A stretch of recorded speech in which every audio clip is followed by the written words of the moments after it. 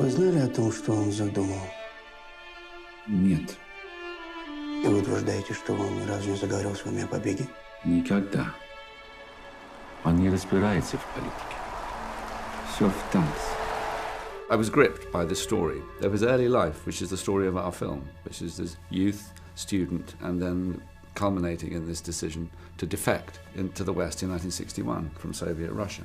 There is in this man a curious mix of extreme sensitivity and astonishing selfishness. I think unless you represent the selfishness, you're not really telling the story of Nureyev. It was also his unashamed sensuality on the stage. There was a danger to him. Even when he portrayed the most traditional classical roles, you know, he was a prince, but there was always a danger, there was always an edge. He started to work with the Royal Ballet when I was a soloist.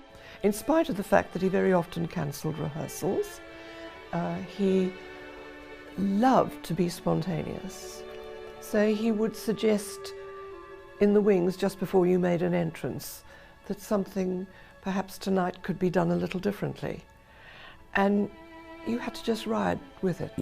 Or Nureyev was involved, it was always the ballerinas, the prima ballerinas, who were at the forefront of all the different ballets. But when he came along, the male dancer had to have an equal position in those ballets. He made a huge contribution to the Royal Ballet, without a doubt.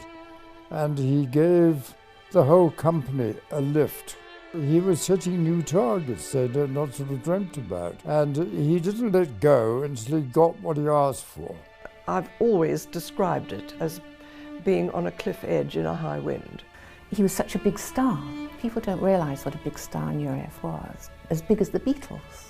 I mean, his whole story, his life in Russia and the defection and all this gave him a sort of notoriety as well as a huge popular appeal.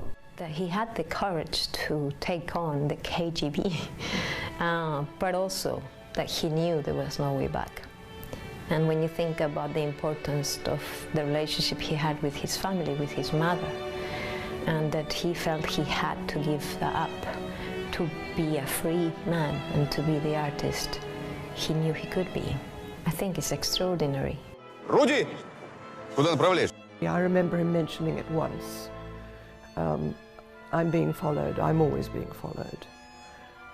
They know everywhere I go, they know all the people I meet. They're trying to kidnap me. The thing to remember about Rudolf, what mattered to him was perfection in the dance. I hope the audiences are taken by the character of Rudy and interested and challenged by him and moved by him. I think it's the portrait of the artist as a young man with all his jagged edges and his loneliness and his imagination.